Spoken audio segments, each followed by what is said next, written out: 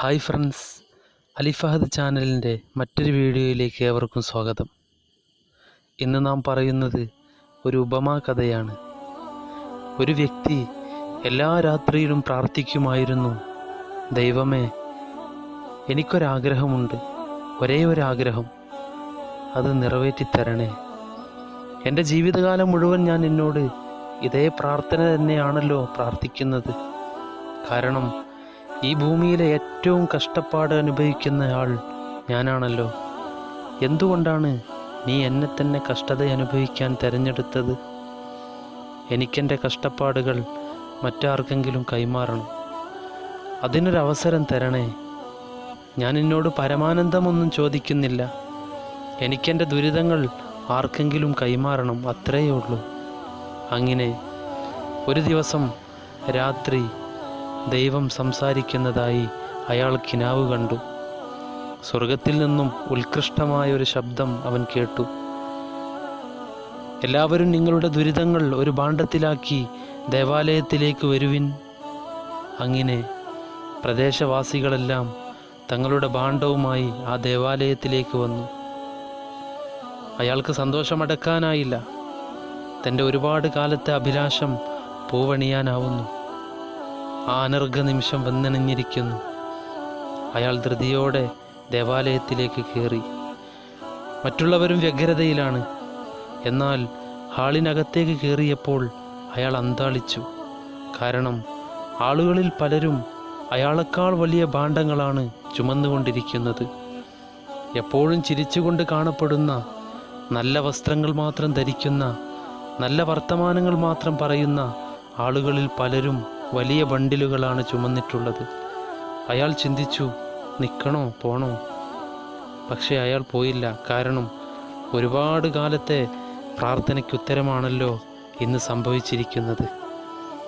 വീണ്ടും ഒരു അശരീരി മുഴങ്ങി. എല്ലാവരുടെയും ഭാണ്ഡങ്ങൾ ഹാളിന് ചുറ്റും വെക്കുക. എല്ലാവരും ഭാണ്ഡങ്ങൾ ഓരോ മൂലയിൽ വെച്ചു.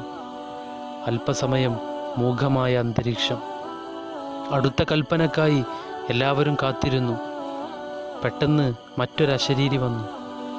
ഇനി നിങ്ങൾക്കിഷ്ടമുള്ളത് നിങ്ങൾക്ക് തിരഞ്ഞെടുക്കാം. ഏതു ഭാണ്ഡം വേണമെങ്കിലും നിങ്ങൾക്ക് തിരഞ്ഞെടുക്കാം. അവിടെ ആ നിമിഷം അത്ഭുതങ്ങളുടെ അത്ഭുതം സംഭവിച്ചു.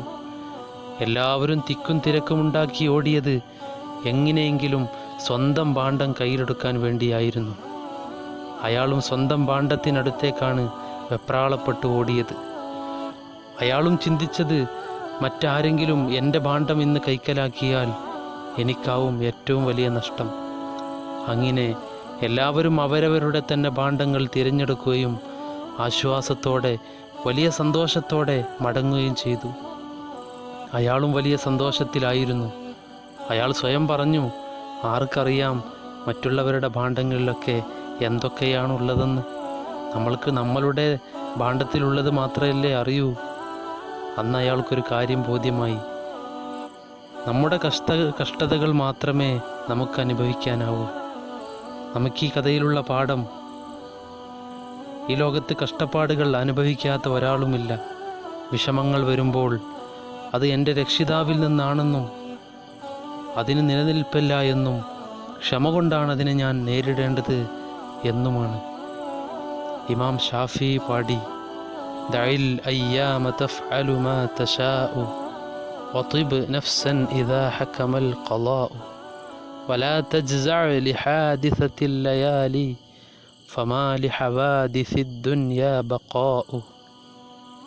ദിനങ്ങളെ അതിൻ്റെ വഴിക്ക് വിടൂ. അവയ്ക്കിഷ്ടമുള്ളത് അവ ചെയ്യട്ടെ. ദൈവീക വിധി നിന്നിൽ സംഭവിക്കുമ്പോൾ നീ വളരെ സാറ്റിസ്ഫൈഡ് ആവുക. രാത്രികൾ സമ്മാനിക്കുന്ന വിഷമകരമായ സംഭവങ്ങളെക്കുറിച്ച് ഓർത്ത് നീ വിഷണ്ണനാവരുത്. കാരണം ആ വിഷമതകൾ ഒരുപാട് സമയമൊന്നും നിന്നെ വേട്ടയാടില്ല. Thank you.